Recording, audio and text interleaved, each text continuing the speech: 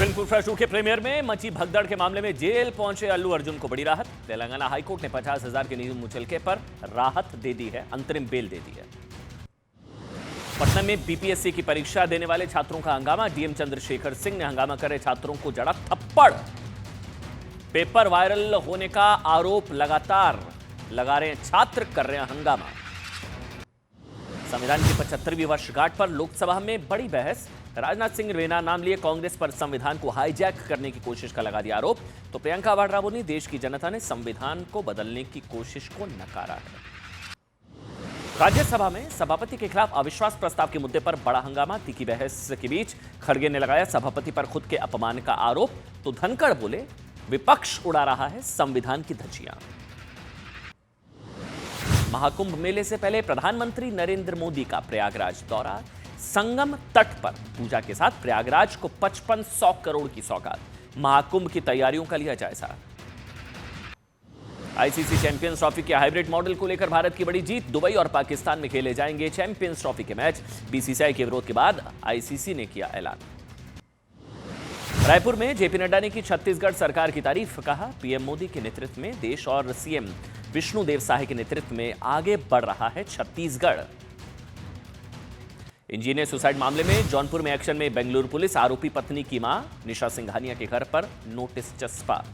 3 दिन के अंदर बेंगलुरु के थाने में हाजिर होना होगा। दिल्ली के कई प्राइवेट स्कूलों को फिर बम से उड़ाने की धमकी भरे ईमेल के बाद कई स्कूलों में छुट्टी की गई। जांच कर रही है पुलिस।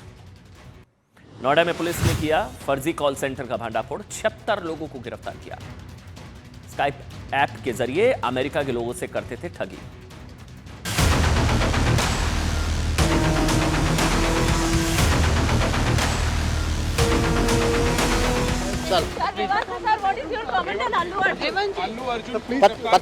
पता कर लेके बोलता हूँ।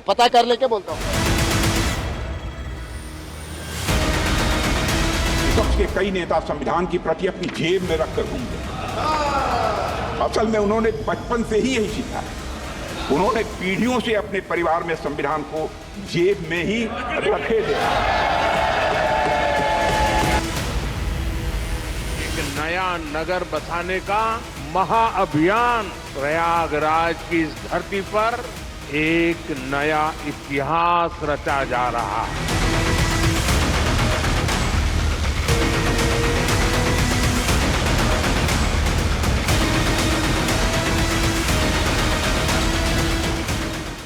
और अब बात करेंगे संविधान पर सियासी संग्राम की।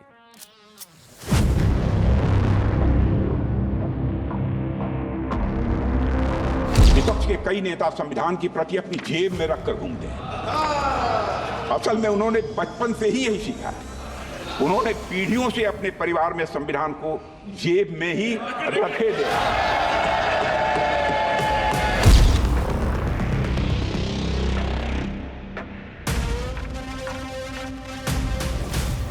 अगर लोकसभा में ये नतीजे नहीं आए होते तो ये संविधान बदलने का काम भी शुरू कर लेते।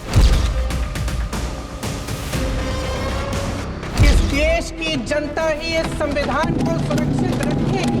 अध्यक्ष महोदय, उनके मुंह से संविधान की रक्षा जैसी बातें मैं समझता हूं शोभा नहीं देती।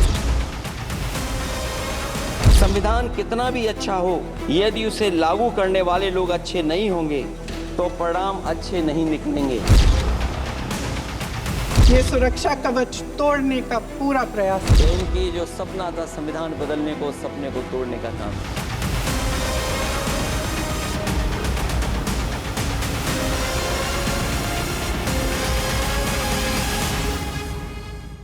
देखिए, संविधान के 75 वर्षों का गौरवशाली इतिहास संविधान का।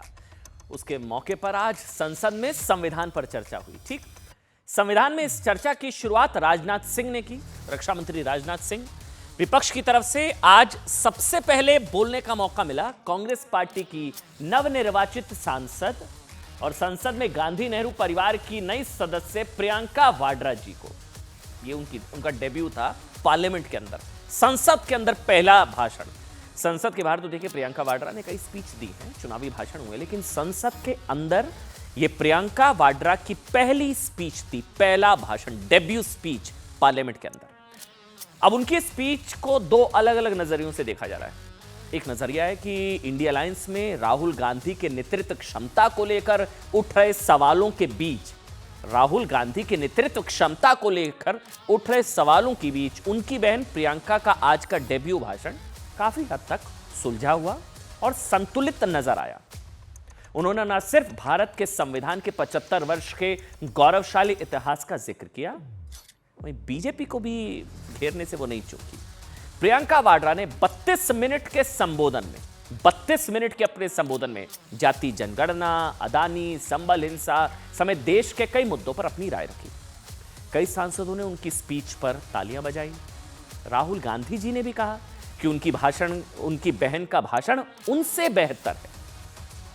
हालांकि राजनीति के कई जानकार मानते हैं कि प्रियंका का भाषण भाई के करियर के लिए हो सकता है ठीक ना हो, क्योंकि पार्टी के भीतर ही कई बार राहुल की बजाय प्रियंका को चेहरा बनाने की मांग उठ चुकी है।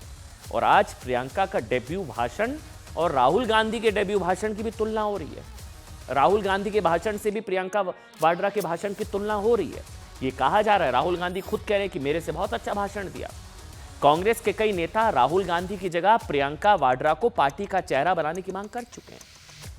मोदी, याद करिए, प्रधानमंत्री भी तंज कस चुके हैं। वो कह चुके हैं राहुल फेल्ड प्रोडक्ट है और बार बार उसकी पैकेजिंग रीपैकेजिंग के चक्कर में पार्टी फेल हो गई है, ये प्रधानमंत्री ने कहा था।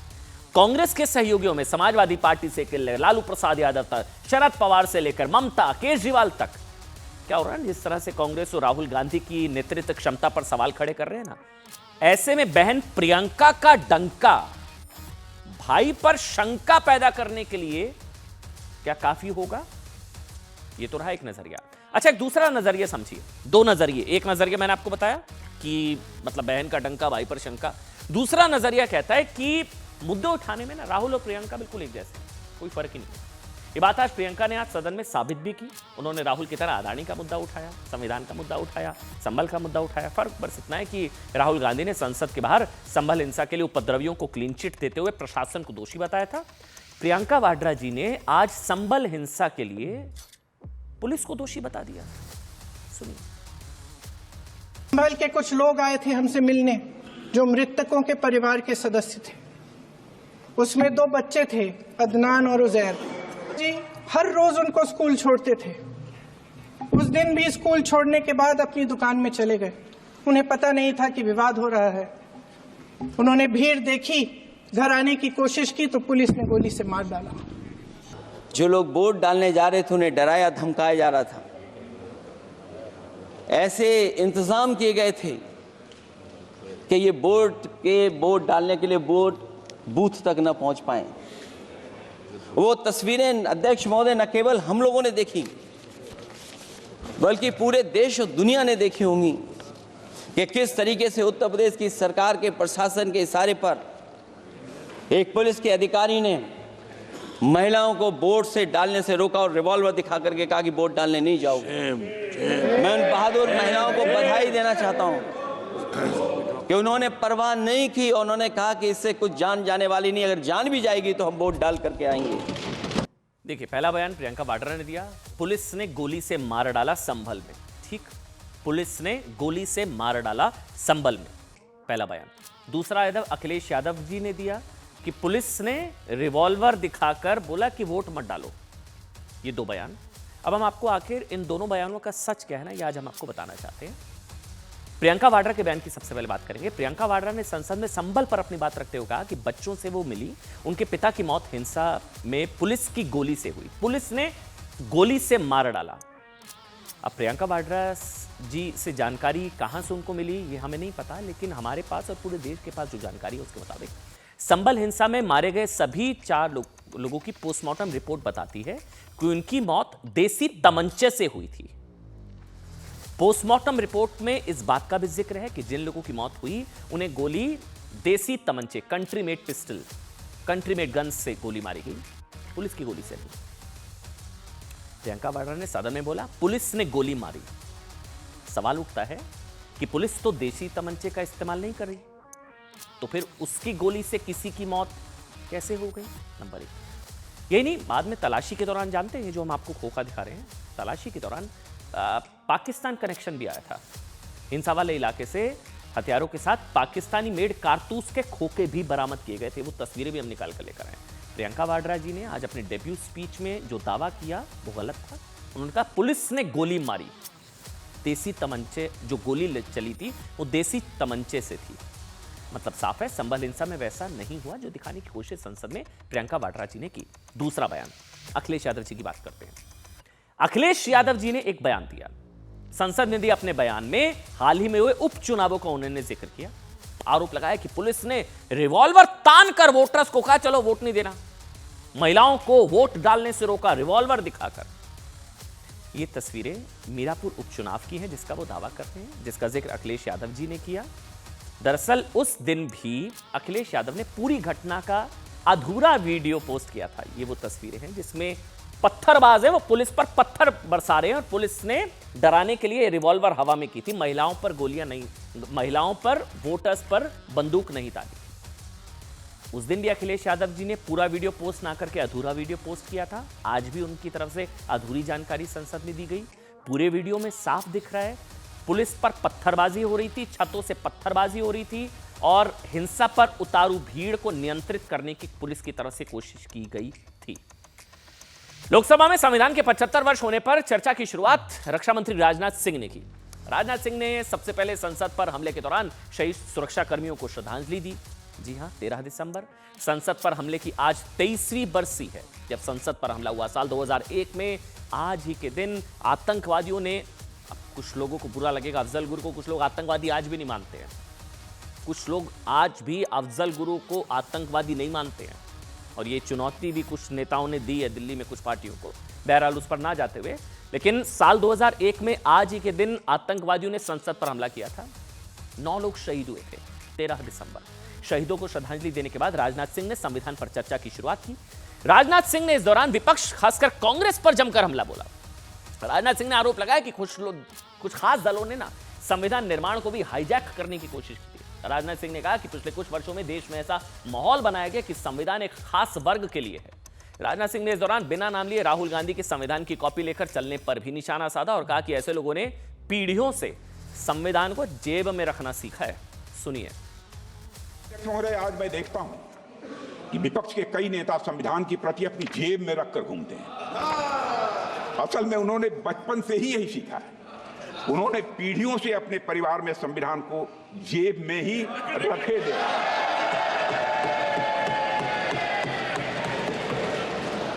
लेकिन अध्यक्ष महोदय, भारतीय जनता पार्टी संविधान को सिर माथे पर लगाती है। एक पार्टी विशेष द्वारा संविधान निर्माण के कार्य को हाईजैक और एप्रोप्रिएट करने की कोशिश हमेशा से की गई है। अध्यक्ष महोदय, भारत में कॉन्स्टिट्यूशन मेकिंग से जुड़ी ये सब बातें लोगों से छिपाई गई हैं। इतिहास में जाने पर पता चलता है कि हमारे देश में इस बात पर व्यापक सहमत थी कि भारत का भविष्य किस तरह के कानून से निर्धारित हो। इसके अलावा प्रियंका वाड्रा के डेब्यू भाषण में आज एक बयान काफी ज्यादा वायरल रहा। बीजेपी ने आरोप लगाया कि प्रियंका वाड्रा ने अपने ही राज्य हिमाचल को निशाने पर ले लिया। बीजेपी इस पर तंज कस रही है। वो बयान सुनाते हैं आपको। आज हिमाचल में देखिए, जितने भी कानून बने हैं वो सब बड़े बड़े उद्योगपतियों के लिए बन रहे हैं। हिमाचल में जो सेब उगता था उसके जो छोटे छोटे किसान हैं वह रो रहे हैं क्योंकि एक व्यक्ति के लिए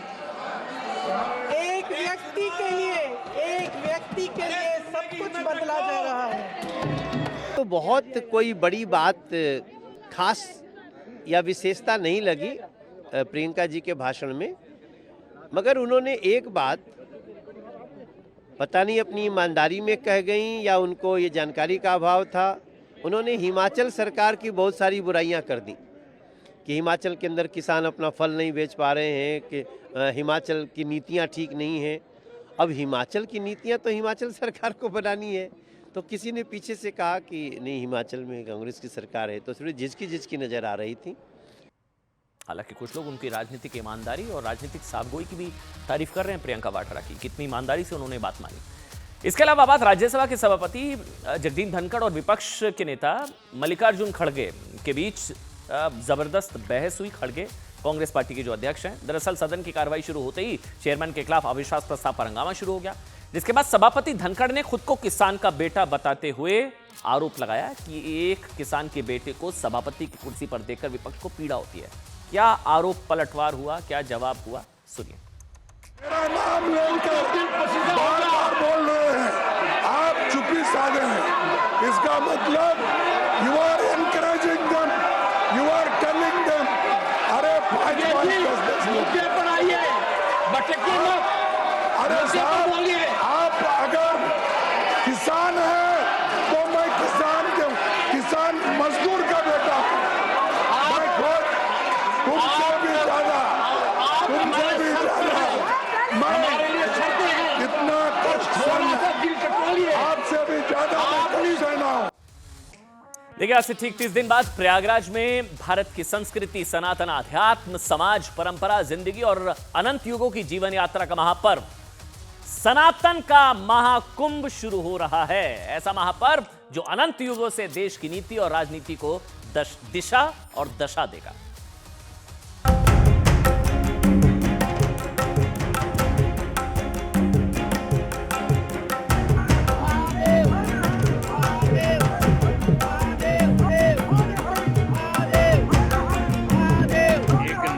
नगर बसाने का महाअभियान प्रयागराज की इस धरती पर एक नया इतिहास रचा जा रहा है। ये एकता का ऐसा महायज्ञ होगा जिसकी चर्चा पूरी दुनिया में होगी। हजारों वर्ष पहले से चली आ रही हमारे देश की सांस्कृतिक, आध्यात्मिक यात्रा का पुण्य और जीवंत प्रतीक है।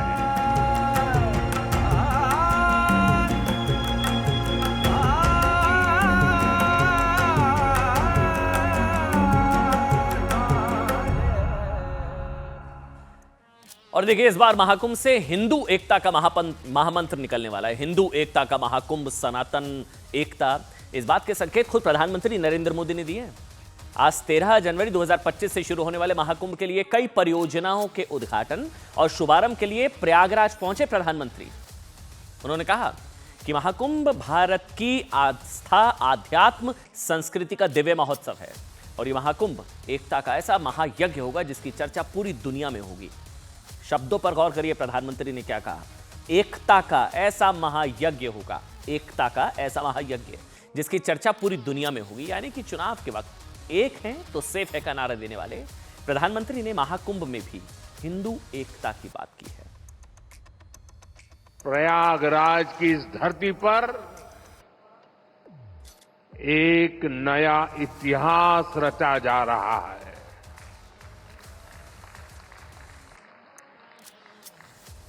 अगले साल महाकुंभ का आयोजन देश की सांस्कृतिक, आध्यात्मिक पहचान को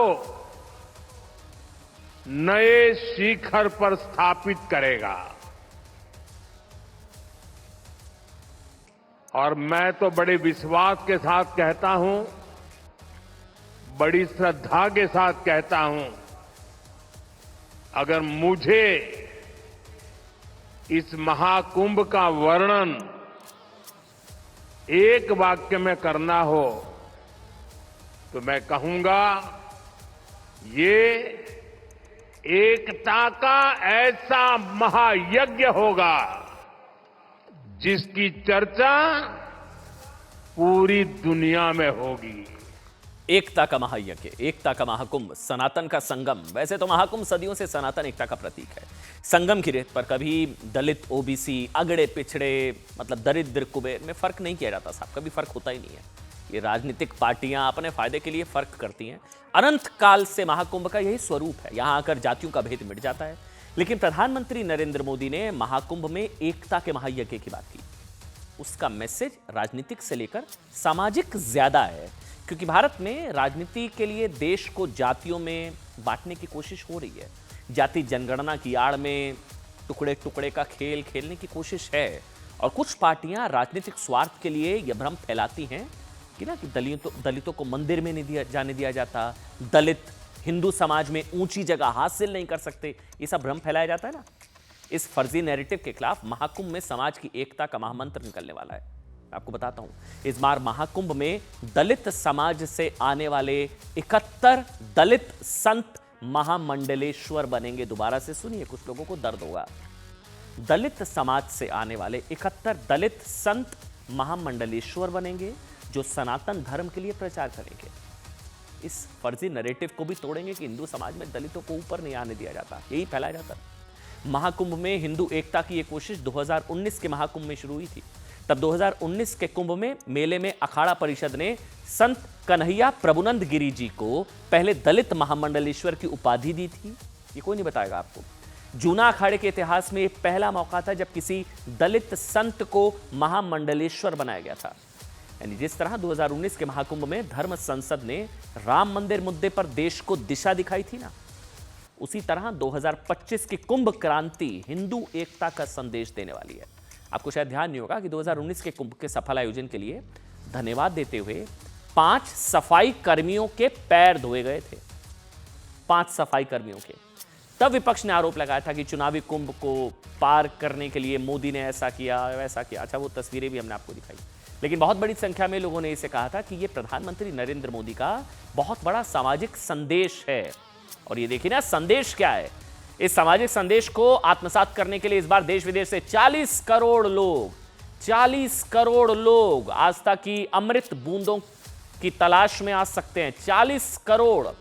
यहां आप ये जानकर चौंक जाएंगे कि इस वक्त अमेरिका की कुल आबादी 34 करोड़ है। यह है आस्था का महाकुंभ, और इससे ज्यादा लोग तो सिर्फ महाकुंभ में स्नान करने के लिए आएंगे साहब। इसकी तैयारियों के लिए योगी आदित्यनाथ सरकार ने महाकुंभ मेले को 76वां जिला घोषित कर दिया है। पता होना चाहिए आपको, 76वां जिला, 40 करोड़। इसके अलावा महाकुंभ को देखते हुए योगी सरकार ने प्रयागराज में मांसाहार शराब पर प्रतिबंध लगा दिया है। देखिए, महाकुंभ के लिए आज प्रधानमंत्री नरेंद्र मोदी ने गंगा पूजन भी किया। इसके बाद अक्षय वट और लेटे हनुमान के दर्शन भी प्रधानमंत्री ने किए। कुंभ कैसे होना चाहिए? कुंभ भव्य भी हो, दिव्य भी हो, स्वच्छ भी हो, सुरक्षित भी हो, सुव्यवस्थित भी हो। यह परिकल्पना आदरणीय प्रधानमंत्री जी ने 2019 में दी। और आपको बता दें, संभल हिंसा मामले में आरोपी समाजवादी पार्टी के सांसद जियाउर रहमान बर्क को क्यों बुलडोजर का डर सता रहा है, अब ये देखिए।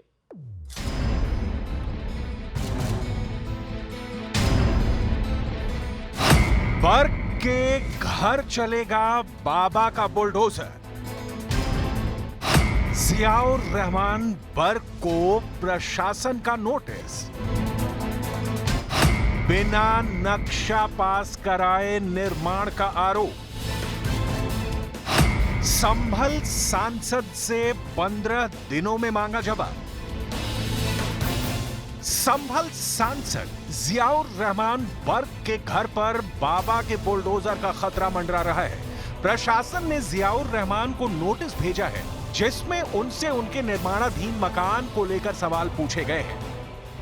आरोप है कि संभल सांसद जियाउर रहमान बर्क ने अपने निर्माणाधीन मकान में बिना नक्शा पास कराए अवैध निर्माण करवाया है, जिसको लेकर उन्हें यह नोटिस भेजा गया है और 15 दिनों के भीतर उन्हें इसका जवाब देना है। जियाउर रहमान बर्क को भेजे गए नोटिस में साफ लिखा है कि अगर उन्होंने तत्काल निर्माण कार्य पर रोक नहीं लगाई और तय सीमा के भीतर प्रशासन को नोटिस का जवाब नहीं दिया तो उनके खिलाफ अवैध निर्माण को लेकर कार्रवाई हो सकती है, जिसमें 10,000 रुपए का जुर्माना और सजा का प्रावधान है। अगर निर्माण नहीं रोका गया तो 500 रुपए हर रोज के हिसाब से जुर्माने की राशि बढ़ती रहेगी और सांसद का घर भी सीज किया जा सकता है। देखिए, वो तो मकान उन्हीं के नाम भी नहीं है। पहली फर्स्ट बात बताओ, उनके नाम नहीं है। और दूसरी बात मैं बता रहा हूँ, उसमें 15 दिन का टाइम ले लिया गया है और 15 दिन के बाद सब मालूम हो जाएगा।